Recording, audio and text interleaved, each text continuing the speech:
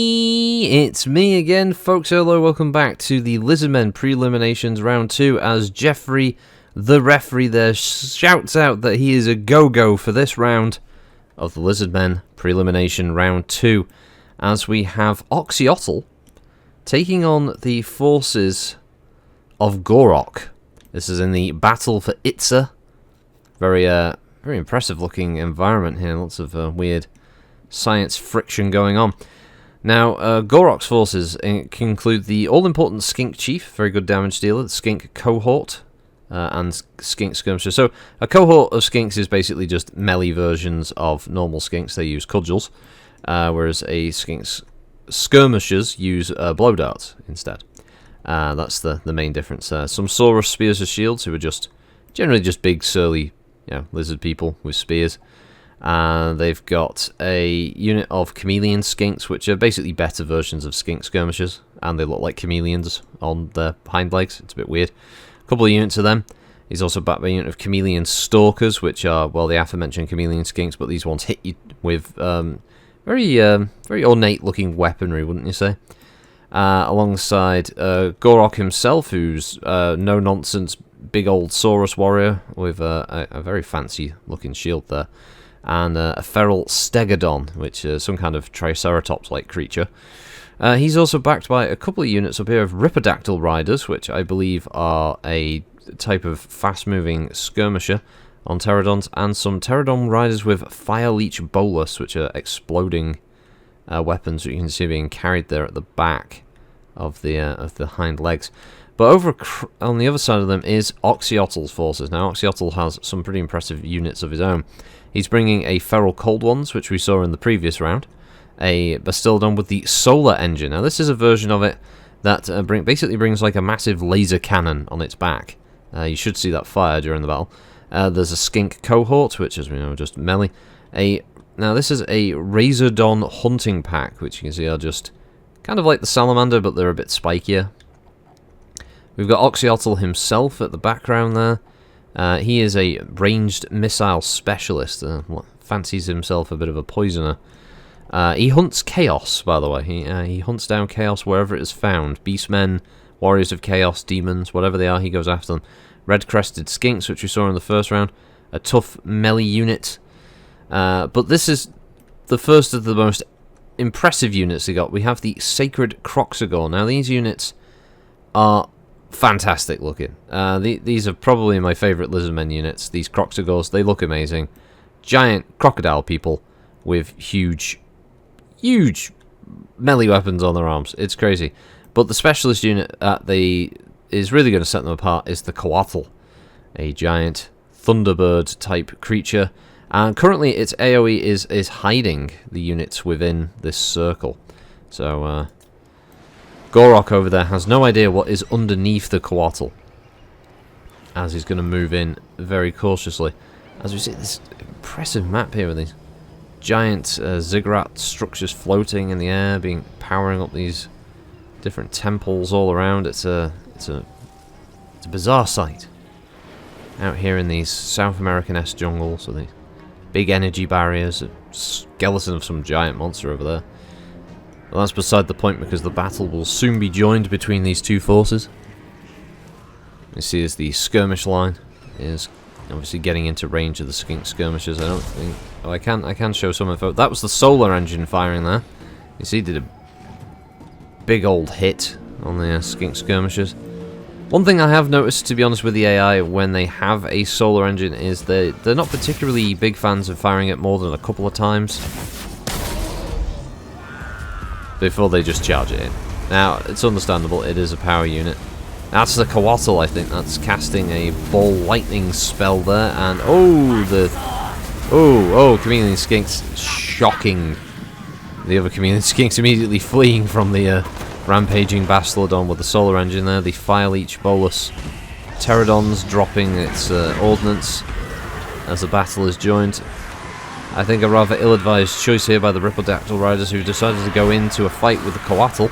I mean, this thing spits lightning, for God's sake, so I'm not sure this is a good idea for them. I don't think they'll last very long against this. Oh, it's very colourful.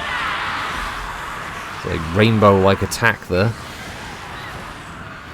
Meanwhile, the Fire Leech Bolus Pterodons have decided to go all in on the Razordon hunting pack, which understandably was a bad idea on their part. Not quite sure why they're doing that. They're a ranged unit. They've got explosives. Why are they not throwing them? There we go. Dropping bombs. What they should be doing now. The Ripidactyl, I suppose. Actually, to be fair, the Ripidactyls are doing a decent amount of damage to the Coatl. It's lost about half its hit points. Meanwhile, the main battle has been joined down here. We've got Gor-Rok, we've got his Feral Stegodon, we've got the cold ones, and this area here has just become a meat grinder. Meanwhile, over at the front, the Saurus with spears have decided to go into a rather ill-advised battle against Sacred Croxagores, Red-Crested Skinks. 2 units of them. Yeah, that fight was that was a predetermined outcome on that one, because there was no way that wasn't going to be a colossal failure there for the Saurus warriors. The Coatl has decided to engage the Skink Chief. Not a bad decision on the Coatl's part, considering those Skink Chief, they can do a lot of damage very quickly. Back to the main fight, though. Now, Gor-Rok's forces are mainly focused around here of doing a lot of skirmish damage, so it looks like as long as he can keep his skirmishers out of harm's way, it looks like he can do a lot of damage to enemy units quickly. The Sacred Croxagores, they're taking a lot of incoming fire, which is going to whittle down their health. But they are big. They've got a lot of hit points, those creatures. His front line, though, for Gor-Rok is looking a little bit ropey, I'd say, at the moment. Now, Gor-Rok himself is getting stuck in, as he should, being a melee specialist. He should be getting in there, should be getting into the fight, doing as much damage as humanly possible. But the Coatl has decided to leave the Skink Chief and is deciding to go after the pesky skirmishers that are obviously causing damage. It's all chip damage. It will all add up in the end. If they don't break up that skirmish line, they're going to suffer a lot of casualties. And this isn't to say the Oxyotl hasn't taken a lot. If we look at it, 214, 210, 205, it's relatively equal as far as numbers of units on the field go, but that rarely means much when some of those units could represent huge monsters, for instance, like the Sacred Croxagores, as we can see. They're just making sure that the skirmishers stay away from the main line. Separating Gor-Rok from the rest of his army is a smart decision here. The Coatl has caught up with one of the Chameleon Skinks, and they are not going to last long against such a massive amount of firepower in the form of the Coatl, and then just the brute strength of the Sacred Croxagores. Now, the Skink Chief, as I said, can cause a little bit of damage over time. He can, I mean, there's a very good chance that if you're given enough time, he probably could kill the Coatl with just range fire alone. Fire Leech Bolus looked like he was throwing it at his own troops there. I'm not quite sure why he did that. There's not much left, I'd say, of Gor-Rok's force, to be fair, but what is left is hard hitting. Gor-Rok is right in the middle of it. He's currently smacking the Razordon hunting pack, and yeah, he's scoring victories. He's getting kills, racking up skulls for his trophy room.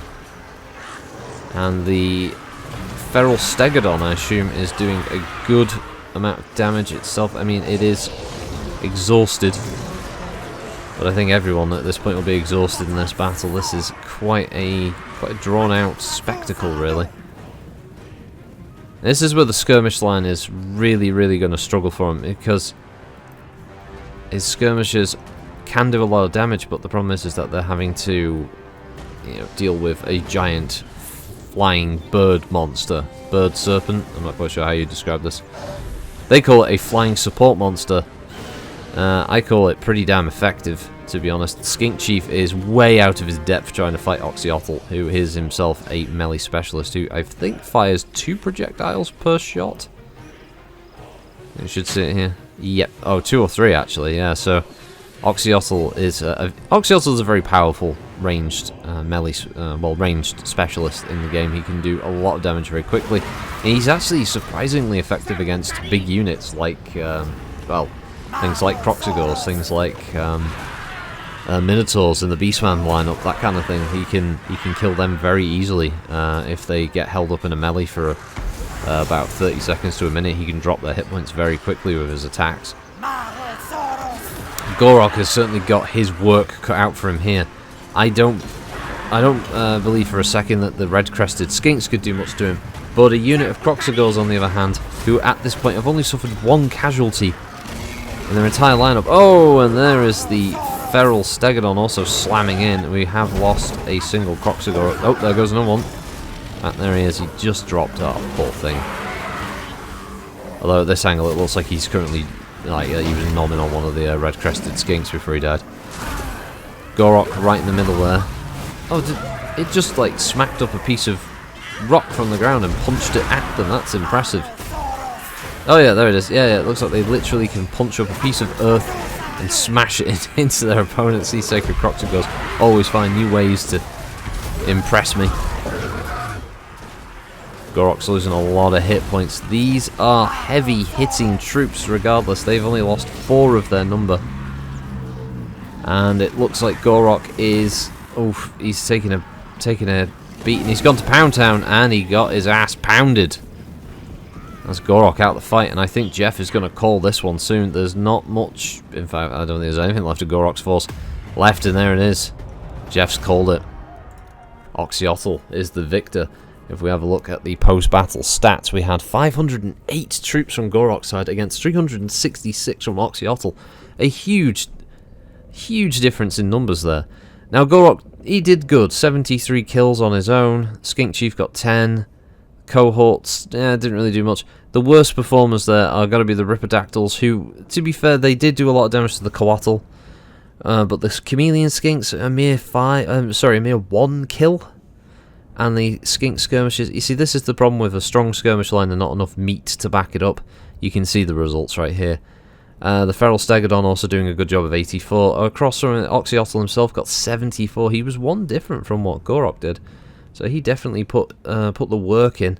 His weakest unit was a Skink Cohort, but he had some pretty good units along for the ride as well. His best performing, though, were those Sacred Kroxigors, which did phenomenal work, alongside the Coatl, of course, which was chasing off a lot of those skirmishes.